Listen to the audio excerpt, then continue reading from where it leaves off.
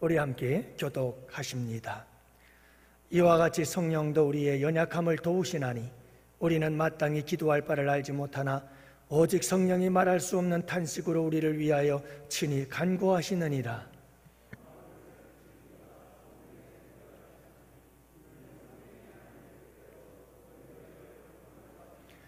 우리가 알거니와 하나님을 사랑하는 자 곧 그의 뜻대로 부르심을 입은 자들에게는 모든 것이 합력하여 선을 이루느니라.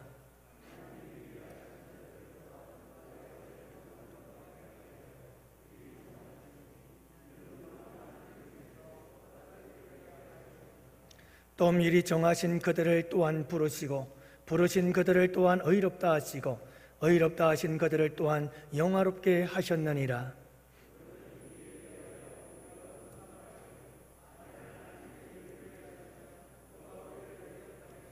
자기 아들을 아끼지 아니하시고 우리 모든 사람을 위하여 내주신 이가 어찌 그 아들과 함께 모든 것을 우리에게 주시지 아니하겠느냐.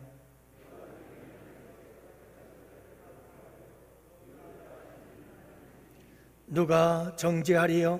죽으실 뿐 아니라 다시 살아나신 이는 그리스도 예수시니 그는 하나님 우편에 계신 자요 우리를 위하여 간구하시는 자시니라.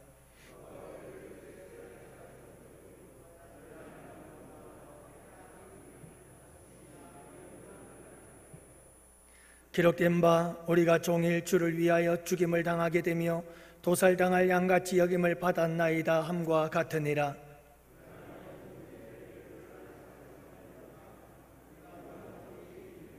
내가 확신하노니 사망이나 생명이나 천사들이나 권세자들이나 현재일이나 장래일이나 능력이나 높음이나 깊음이나 다른 어떤 피조물이라도 우리를 우리 주 그리스도 예수 안에 있는 하나님의 사랑에서 끊을 수 없으리라. 아멘. 목회 현장에서 목회 사역을 하다 보면 참 안타까운 일들을 많이 보게 됩니다. 어떤 분들은 암과 투병하며 항암 주사를 수차례 받고 병마와 싸우고, 어떤 분들은 수술을 받고 나서 힘들어하는 그런 모습들을 바라볼 때가 있습니다. 어떤 분들은 희귀병과 싸우며 하루하루 생사와의 싸움을 벌이는 분들도 계시고요. 사업이 힘들어서 큰 사업이든 조그만 자영업이든 여러분 사업이 힘들어서 괴로워하시는 분들도 계십니다. 어떤 분들은 자녀 때문에 힘들어하지요. 자녀의 몸이 정상이 아니어서, 자녀가 정신적으로 문제가 있어서, 그리고 자녀들과의 끊임없는 갈등 때문에 그래서 힘들어하는 분들도 계십니다. 청년들 가운데는 아프니까 청춘이다 라고 말은 합니다마는 결혼 문제로부터 시작해서 직장 문제, 여러 가지 청춘으로서의 아픈 삶의 무거운 짐에 눌려서 힘들어하는 청년들 참 많습니다. 어떤 분들은 부부관계가 어려워지고 심지어는 서로 갈라서는 아픔 속에서 자녀들을 홀로 품고 힘겹게 살아가시는 분들도 보곤 합니다. 경제적으로는 또 얼마나 힘들어하시는 분들이 많은지요. 아무리 몸부림을 쳐도 밑빠진 독처럼 도대체 경제적으로 회복될 기미는 보이지 않고 빛의 자녀라고 맨날같이 빚덩어리 속에서 그저 빚 안에서 살아가는 참 그런 안타까운 모습을 볼 수가 있습니다. 그러나 여러분, 우리 양원교회 성도 여러분들은 이런 패배의식 속에서 살아가지 않기를 원합니다. 나는 안 돼, 난 할 수 없어, 이게 내 팔짱가 봐, 이게 내 운명이지. 여러분들 이렇게 말씀하지 마십시오. 이런 패배의식에 낙심하고 절망하고 포기하지 마십시오. 불의의 사고로 두 딸을 잃고 온몸에 전신마비가 되어졌던 한 분이 계십니다. 박성칠 사모님이라고요. 목사님 사모님이신데 이분이 어느 날 참 행복한 날을 지내고 있었죠. 11살 딸과 9살 딸과 함께 차를 운전하며 가다가 중앙선을 침범하여 달려든 버스에 의해서 충돌이 일어나서 두 딸이 그 자리에서 죽고 당신은 전신마비가 되어져서 여러분 18일 만에 의식이 돌아왔고 의식이 돌아와서 자기를 보니 전신마비요. 그렇게 2년 2개월을 투병을 하다가 퇴원을 하니 뭐합니까? 24시간 침대에 누워서 살아야 하는 그런 참 불행한 삶을 살게 되지요. 그러나 이 사모님은 그때부터 성경을 읽기 시작했습니다. 성경이 읽는 게 너무 힘들었어요. 그래서 그때부터는 성경을 암송하기를 시작했습니다. 그렇게 그는 모든 어려움들을 극복하고 이겨나가기 시작했고, 남편 목사님은 아내의 이와 같은 장애를 입은 사건을 계기로 장애인들을 위한 특수 사역을 하기 시작해서 현재도 장애인들을 위한 아름다운 사역을 이루어가고 있습니다. 이 사모님의 믿음의 승리의 사건, 그는 오늘도 감사하다, 그리고 나는 이 세상에서 가장 행복한 사람이라고 고백을 하게 되지요. 이 간증을 들은 사람들이 댓글을 올렸습니다. 이런 간증이 하나 올라왔어요. 댓글이 올라왔어요. 저도 6년 전에 5명의 승용차를 타고 가다가 시내버스와 충돌이 일어나서 후배랑 선배랑 5명이 탔었는데 그 중에 3명이 즉사하고 나는 완전히 하반신 마비 1급 장애인이 되고 말았는데, 우리 지금도 하루하루를 마약성 진통제와 그리고 패치가 아니면 살아갈 수가 없는 이런 고통 속에 살고 있는데, 사모님의 간증을 듣고 큰 힘이 됩니다 라고 고백을 했더구만요. 사랑하는 성도 여러분, 그래요, 우리가 예수님을 믿기 전에는요, 힘들고 어려운 일이 있으면 낙심이 되는 거예요. 어려운 일이 있으면 절망이 되는 거예요. 그래서 모든 인생을 다 포기하고 싶은 거예요. 그러나 여러분, 이제 우리는 예수님을 믿고 하나님의 자녀가 되어 새로운 피조물이 된 줄로 믿습니다. 예수 믿지 않는 사람들은 힘들고 어려운 상황 속에서 패배의식을 가지고 힘들어, 안 돼, 이제는 끝이야, 도저히 헤어나올 수가 없어 라고 여러분 이 패배의식 속에 살아간다 할지라도, 우리는 이제 여러분 예수 믿고 새 사람이 되었잖아요. 하나님이 우리 아버지가 되시잖아요. 그러므로 여러분, 우리는 승리의식을 가지고 넉넉히 이기며 살아가는 주의 백성들이 되시기를 축복합니다. 내게 능력 주시는 자 안에서 내가 모든 것을 할 수 있다. 난 모든 것을 할 수 있다. 전능하신 하나님이 나와 함께 계시니 난 할 수 있다 라고 하는 이 넉넉한 승리의식을 가지고 날마다 이기며 승리하는 우리 영혼의 성도들이 되시기를 축복합니다. 오늘 본문에서도 이 승리의식을 가지고 살았던 한 사람을 보게 되어집니다. 사도 바울은 37절에서 이렇게 말합니다. 우리가 넉넉히 이기느니라. 여러분, 우리는 넉넉히 이길 수 있습니다.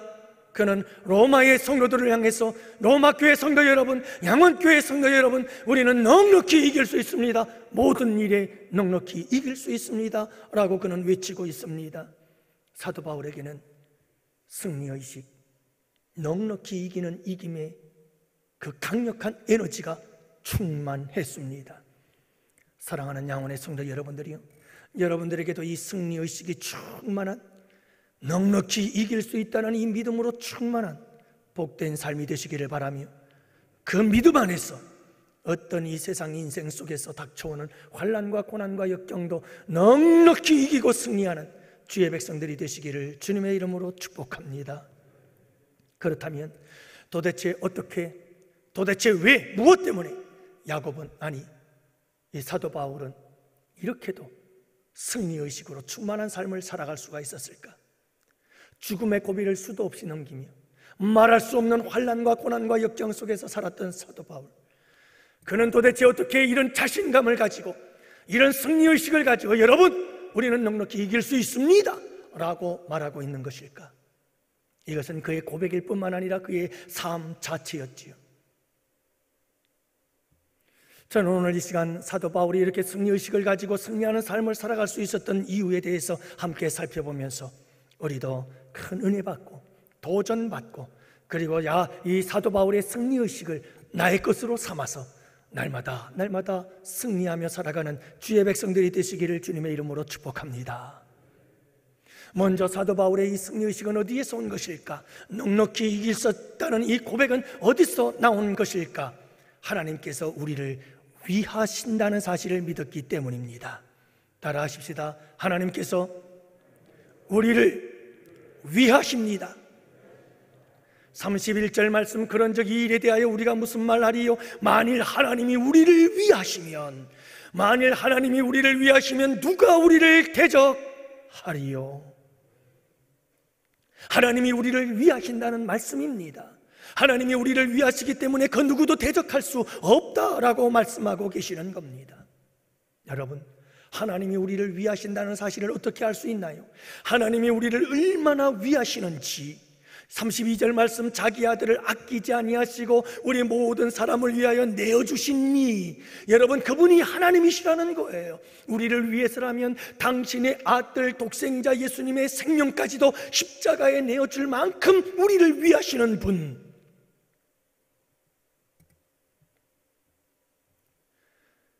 가장 소중한 독생자 아들을 내어주시면서도 아끼지 아니하시고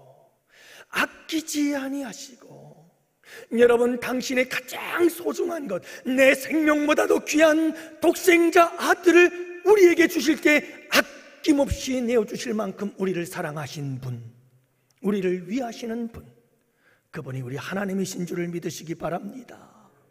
그분이에요. 전쟁터에 나갔다가 두 눈을 잃어버린 청년이 있었습니다. 병원에서 수술을 받는데요, 그는 발악을 하면서 소리 지릅니다. 소경이 되느니 차라리 죽는 게 낫다고, 그는 나를 죽게 내버려 달라고 외칩니다. 수술이 잘 되어서 눈에 붕대를 풀면서 의사는 그 청년에게 이렇게 말했습니다. 여보게 청년, 자네는 소경이 아닐세. 어떤 분이 한쪽 눈을 주어서 한쪽 눈을 볼 수 있다네. 그렇지만 이 청년은 원망과 불평이 쏟아져 나왔습니다. 나는 애꾸눈이 되어 살기는 싫습니다. 차라리 죽는 게 낫지요. 그러면서 불만, 불평을 쏟아냈습니다. 그렇게 붕대가 풀려지자 희미한 눈앞에 한쪽 눈이 없는 여인이 걱정스럽게 자기를 내려다보고 있는 것을 발견하게 됩니다. 그녀는 다름 아닌 홀어머니, 이 청년의 어머니였습니다. 청년은 울면서 말합니다. 어머니, 다시는 제가 불평하고 절망하지 않겠습니다. 어머니의 주신 이 한눈을 가지고 열심히 살아가겠습니다. 사랑하는 성도 여러분, 하나님은 우리에게 눈을 주신 것이 아닙니다. 하나님은 우리에게 몸의 일부를 주신 것이 아닙니다. 당신의 생명보다 소중한 아들까지도 아끼지 아니하고 우리에게 주신 분이십니다. 우리를 위해서는 무엇이든지 다 주실 수 있는 분이십니다. 우리를 위해서 아들을 주신 그분께서 그 아들과 함께 우리에게 주시지 못할 것이 무엇이 있겠느냐? 하나님은 우리를 위해서라면 모든 것을 다 주십니다.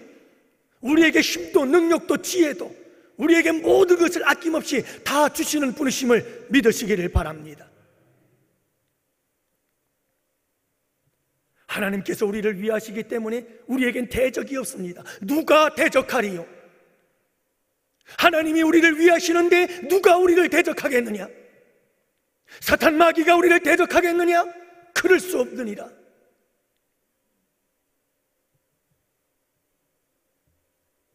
여러분, 그 누구도 우리를 고발할 수가 없습니다. 33절 말씀, 누가 능히 하나님께서 택하신 자들을 고발하리요? 누가 고발을 합니까? 하나님이 우리를 택하셨는데, 우리를 위하시는데 누가 우리를 고발한단 말입니까? 누가 우리를 정죄하리요? 34절 말씀, 의롭다 하시는 이는 하나님이시니 누가 정죄하리요? 도대체 누가 우리를 정죄할 수 있단 말입니까? 우리가 아무리 큰 죄를 짓고 우리가 아무리 많은 죄를 지어도 우리의 허물과 그 죄 가운데 있는 우리에게 누가 감히 우리를 고발하며 누가 우리를 죄 있다 정죄하며 너는 나쁜 사람이라고 정죄할 수 있단 말입니까? 하나님이 나를 의롭다고 하셨는데.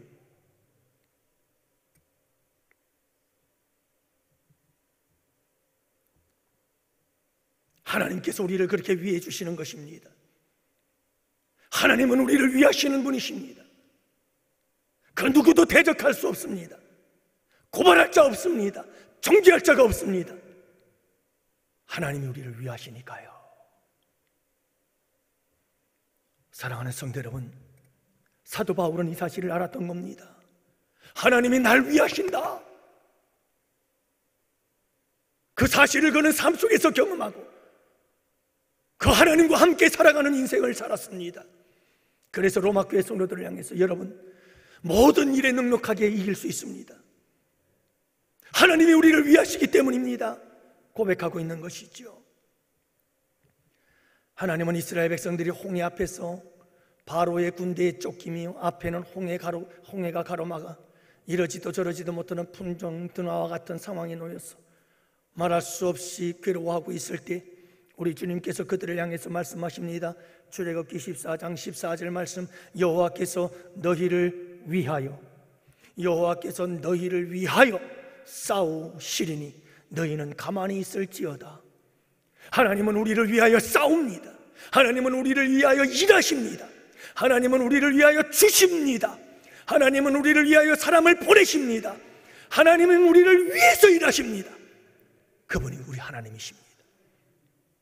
사랑하는 성도 여러분, 홍해 같은 환난이 닥쳐오고 홍해 같은 핍박이 닥쳐와도 낙심하지 마세요. 실망하지 마십시오. 포기하지 마십시오. 하나님께서 우리를 위하십니다. 여러분들을 위하십니다. 홍해 같은 환난이 나를 덮고 해워도 요단 같은 시험에 깊이 빠질지라도 불과 구름 기둥으로 인도하신 전능자 하나님 아버지를 내 진정 의지하리. 여러분, 홍해 같은 환난이 닥쳐와도 낙심하지 마세요. 우리 주님이 우리를 위하십니다. 여러분, 그 하나님 꼭 붙잡고 가세요. 그러면 모든 일에 넉넉히 이깁니다. 진짜예요. 정말이에요. 여러분, 목회가 쉬운 것이 아닙니다. 우리 원로 목사님 40년 목회 정말 대단한 겁니다. 그 힘들고 어려운 일을 어떻게 견뎌냈을까요? 저는 고백합니다. 제가 지금까지 온 것은 하나님을 붙잡았기 때문에 그래요. 하나님, 나를 위하시는 그 하나님 꼭 붙잡고 그래도 지금까지 살아왔어요. 단 1분 1초도 하나님을 붙잡지 않고는 살 수가 없어요. 여러분, 우리 주님 꼭 붙잡고 나를 위하시는 그 하나님으로 인하여 패배의식을 벗어버리고 승리의식 가운데 넉넉히 이기며 살아가는 우리 양원의 성도들 되시기를 축복합니다. 두 번째로 우리 예수님의 사랑 때문에 사도 바울은 넉넉히 이길 수 있다고 말씀합니다.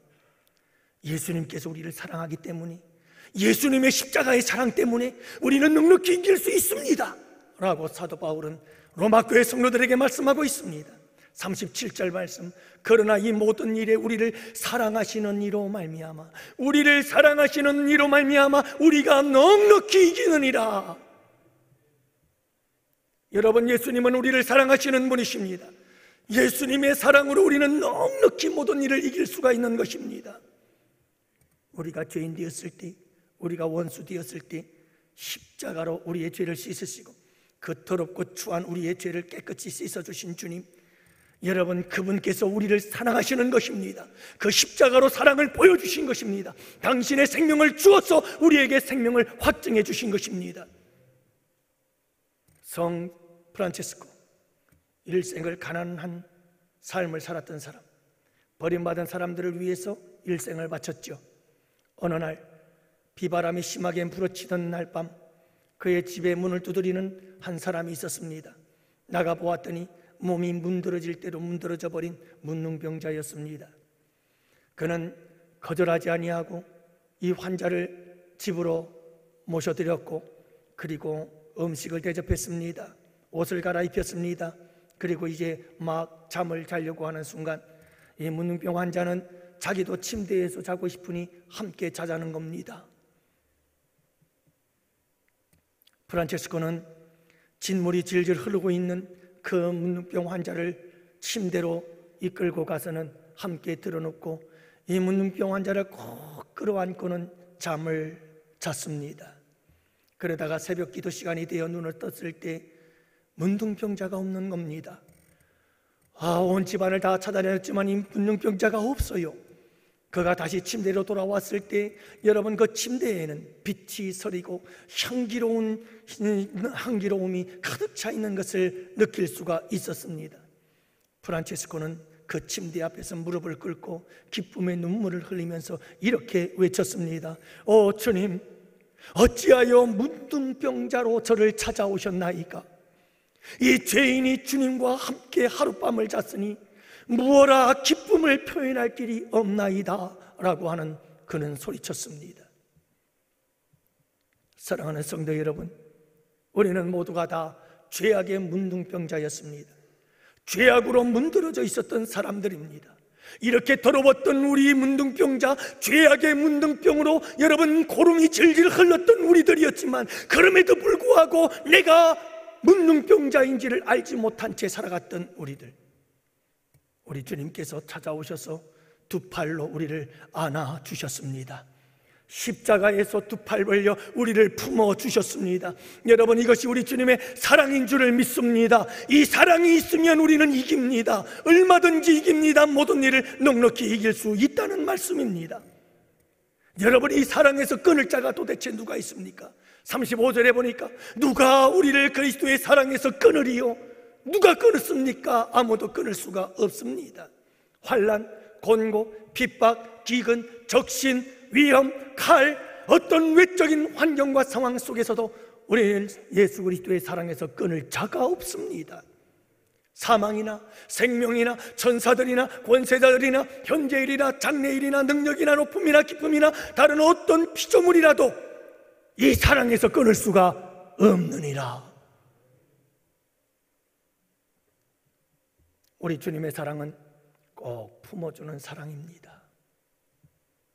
우리가 어려운 길을 가면 갈수록, 우리가 죄악의 길을 가면 갈수록 그 암탉이 새끼 병아리를 그 날개 아래 품음같이 우리 주님은 품고 또 품고 또 품어주는 그 사랑의 날개 아래 꼭 품어주시는 우리 주님이신 줄을 믿으시기 바랍니다. 모래 위의 발자국처럼 우리 예수님은 우리가 힘들고 괴로워하며 고통스러워할 때 우리 주님은 등에 업고 가시는 분이신 줄을 믿으시기 바랍니다. 우리의 인생의 길에 여러분 발자국이 있는데 나와 우리 예수님 함께 손을 잡고 발자국을 따라 인생길을 걸어가다가 어느 날 여러분 내 인생길의 발바닥, 여러분 이 발자국이 한 가의 발자국만 있다고 한다면 그 발자국은 우리 주님께서 내가 너무 힘들어하니까 나를 등에 업고 걸어가신 우리 주님의 발자국인 줄을 믿으시기 바랍니다. 그분은 그렇게 우리를 사랑하십니다.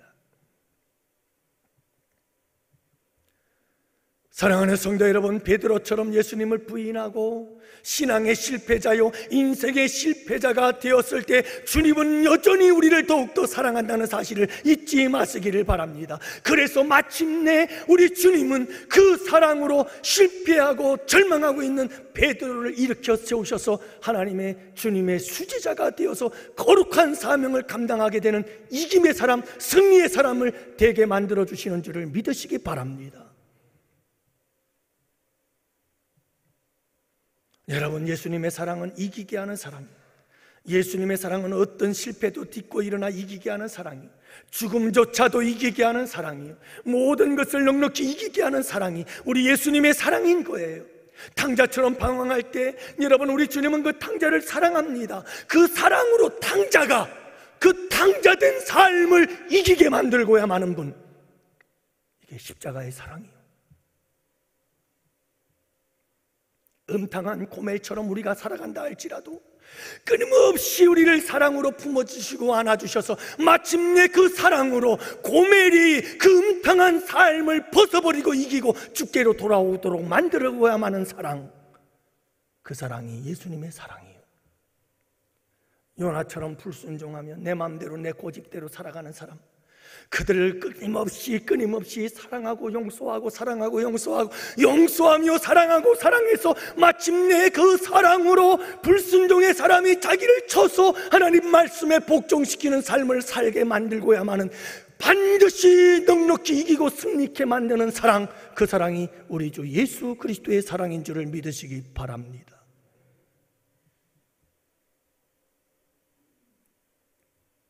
영국에서 한 칠삭둥이가 태어났습니다. 켈리라고 하는 이 아이는 7개월 만에 태어난 거예요. 그런데다가 어머니가 신장 이식 수술의 부작용으로 인해서 정상적으로 낳지를 못하고 칠삭둥이로 태어나게 됐는데, 당시 담당 의사들은 태어난 이 아이가 2시간, 3시간을 넘기지 못할 거라는 얘기를 합니다. 그러자 그 부모님은 의사 선생님을 찾아가서 이야기를 합니다. 이 아이가 태어났는데 몸무게가 340g, 키가 13cm. 여러분, 그게 아이입니까? 근데 2-3시간밖에 못 산다는 거예요. 그래도 이 부모님은 의사 선생님을 찾아가서 사정사정을 했습니다.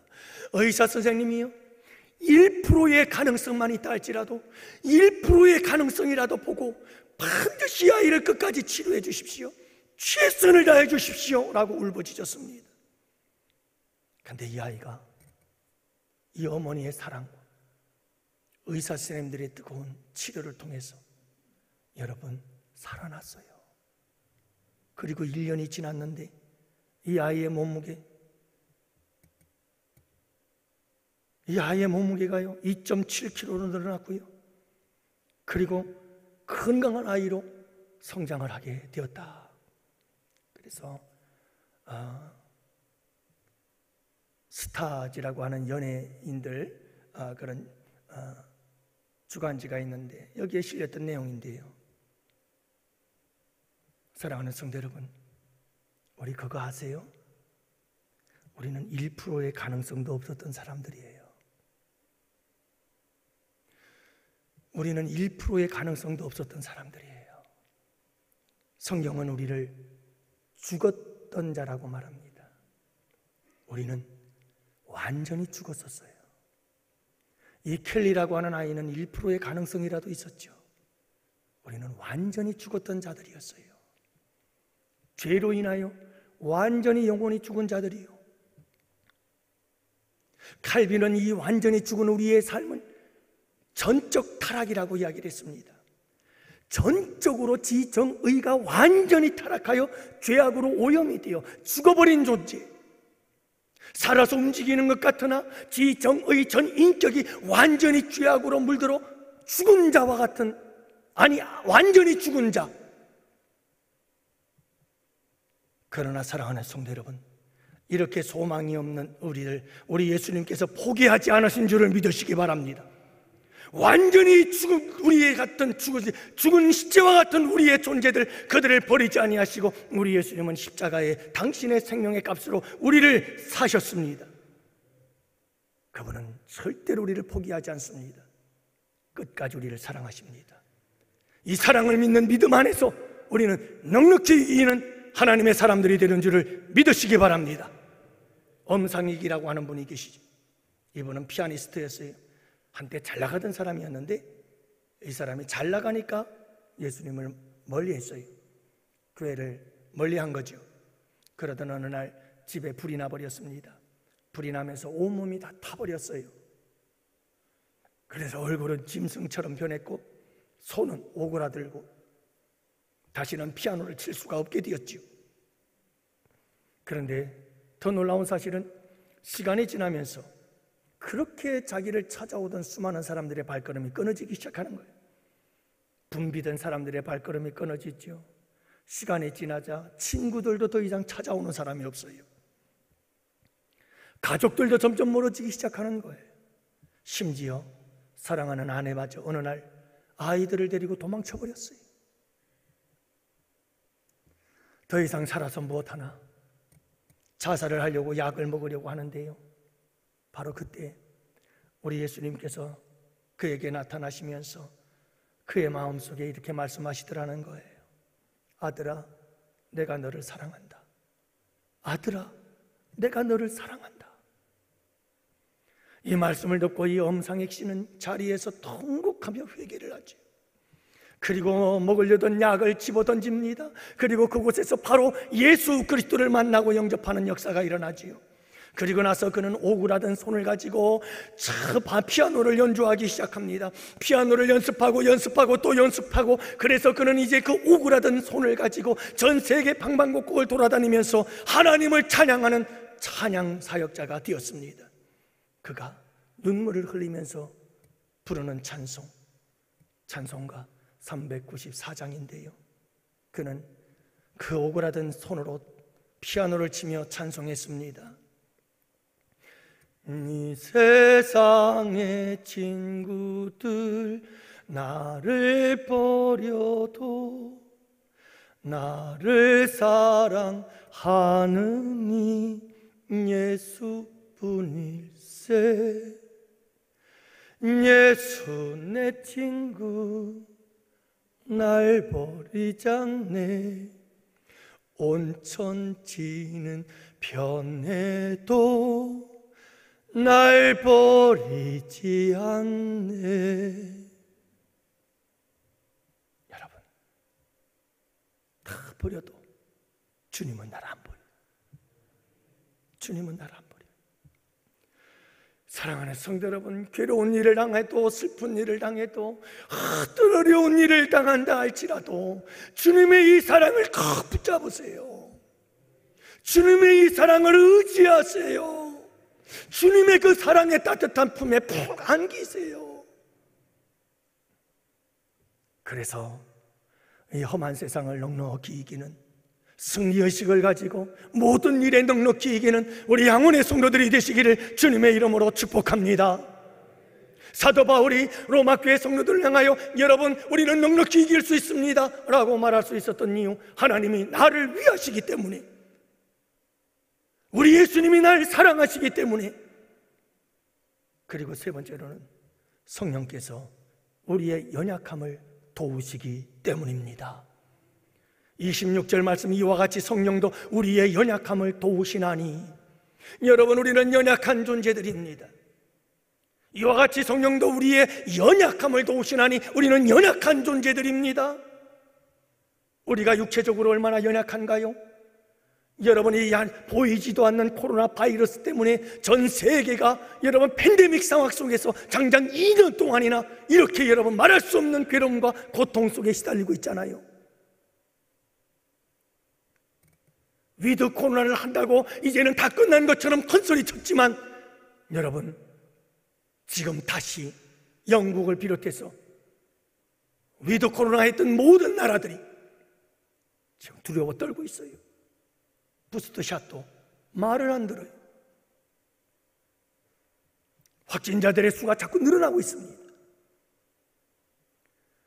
여러분, 우리야 강한 것 같으나 우리 인간의 몸이라고 하는 것이 얼마나 연약하고 우리의 인간의 몸이라는 것이 얼마나 보잘것없는지요. 지난주에는 제가 처음 전도사로 88년도 가서 사역하던 교회, 생명길 교회 부목사님이 그 젊은 나이에 갑자기 청년들과 함께 찬양 연습하다 쓰러져서 돌아가셨습니다. 그게 인간이에요. 그렇게 연약한 것이 우리 인간이. 정신적으로는 우리가 얼마나 연약한 존재인가요? 여러분, 누군가 냉랭한 표정 한 번만 지어도 내가 마음 아파하고 슬퍼하는 것이 우리 인간이 아니던가요? 누군가의 여러분 거친 말 한마디 때문에 우리는 말할 수 없이 상처 입고 괴로워하는 것이 우리 인간의 정신이 아니던가요? 조그마한 근심 걱정거리가 있어도 몇 날 며칠 밤을 새워야 하는 것이 우리 연약한 인간들의 마음이 아니던가요? 어떤 사람들은 자기가 강한 것처럼 사람들에게 당당하게 보이지만 그런 사람일수록 내면적으로는 더 약한 사람이라는 사실을 아시나요? 우리는 연약한 존재들이에요. 영적으로는 얼마나 연약한가요? 여러분, 조그만 유혹 앞에서도 우리는 흔들리고, 여러분, 조그만 유혹 앞에서도 우리는 빠져버리고 맙니다. 죄를 범하고 맙니다.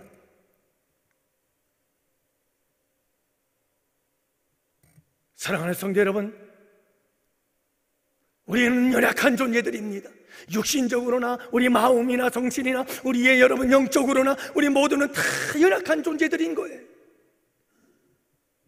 한때 유럽을 정복했던 세기의 영웅 나폴레옹도 여러분 집에 들어오면 고독과 외로움을 견딜 수 없어 그의 아내 조세핀의 무릎 앞에 무릎을 꿇고 엉엉엉엉 울었다고 하잖아요. 한 시대의 영웅들도 약한 거예요. 우리는 다 모두가 연약한 거예요. 여러분, 이렇게 연약한 우리를 도우시는 분이 성령님이십니다. 성령도 우리의 연약함을 도우시나니, 성령도 우리의 연약함을 도우시나니, 여러분, 그분이 내 안에 계시며 내 안에 내주하시고 영원토록 나와 함께 계시며 내 곁에서 위로자가 되시고 보혜사가 되셔서 여러분 우리를 도우시는 분이심을 잊지 마시기를 바랍니다. 27절 말씀에 보면 그분은 우리를 위하여 기도하는 도우심을, 우리를 기도하도록 도와주십니다. 성령이 하나님의 뜻대로 성도를 위하여 간구하심이니라. 여러분, 성도들이 기도할 때 하나님의 뜻대로 기도하도록 성령께서 우리를 도와주신다는 말씀입니다. 오직 성령이 말할 수 없는 탄식으로 우리를 위하여 친히 간구하시느니라. 성령님은 우리와 함께 계시며 우리와 함께 탄식하고 우리와 함께 슬퍼하고 우리와 함께 괴로워하며 우리와 함께 여러분 우리로 하여금 넉넉히 이기는 삶을 살아가도록 친히 간구하시는 분, 그분이 우리 성령님이신 줄을 믿으시기 바랍니다. 기도의 영역을 벗어나 모든 우리의 삶의 전 영역 속에서 성령님은 우리를 도우시는 분이십니다. 사도 바울이 나는 약할 때 강하다 그렇게 고백하지요. 여러분, 그래요. 우리가 약할 때 우리는 강할 수가 있는 거예요. 사도 바울은 자신의 약함을 고백합니다. 자신의 연약함을 고백합니다. 그리고 두 손 들고 하나님 나를 도와주세요, 나는 연약합니다 라고 두 손 들고 주님을 향하여 손을 내밀 때 성령께서 우리의 손을 덥석 잡아주시고 우리의 연약함을 이기게 하시고 우리의 연약함 가운데서도 승리하게 하시고 우리의 연약함 가운데서도 넉넉히 이길 수 있도록 이끌어 인도해 주시는 줄을 믿으시기 바랍니다. 우리의 연약함을 도우시는 분, 그분이 성령님이신 것입니다. 영국의 유명한 크리스찬 문학가 한 사람, 그분이 수필을 썼는데 숨어 계신 하나님, 이 기독교 수필가의 마음에는 하나님은 숨어 계신 하나님인 것처럼 느껴졌는데 그걸 어떻게 깨달았느냐? 집에서 한 사건이 있었습니다. 결혼을 해서 아이를 낳았습니다. 아이를 침대에 눕히고 잠을 재운 후에 불을 끄고 자기 방으로 돌아왔습니다. 그런데 이 아이가 울기 시작하는 겁니다. 당장에 쫓아가서 도와주고 싶지만 이 아이가 독립적인 인격으로 성장하기 위해서 엄마는 참습니다. 참아요. 여러분, 우리 같으면 달려가도 몇백 번 달려가지요. 그렇지만 저 서구 유럽 사람들은요, 아이들에게 독립심을 키워주기 위해서 태어난 아이들 그대로 방에 따로 키웁니다. 따로 재웁니다. 절대로 함께 자는 법이 없습니다. 왜요? 그게 부모의 도리니까요. 한 아이가 태어나서 스스로 세상을 살아갈 수 있도록 독립심을 키워주는 것, 그것이 부모의 도리니까요. 그들은 절대로 우리나라 사람들처럼 죽을 때까지 아이들을, 자녀들을 품에 안고 있지 않습니다. 그 아이들은요, 고등학교만 졸업하면 그때부터 부모와 함께 산다는 것이 자기에겐 가장 지옥적인 삶이라 이렇게 여겨집니다. 내 인생은 내 스스로 만들어가야 된다고 생각을 하는 겁니다. 그렇게 독립심이 있는 아이들로 키우는 거죠. 자, 근데 이 아이가 우는 거예요.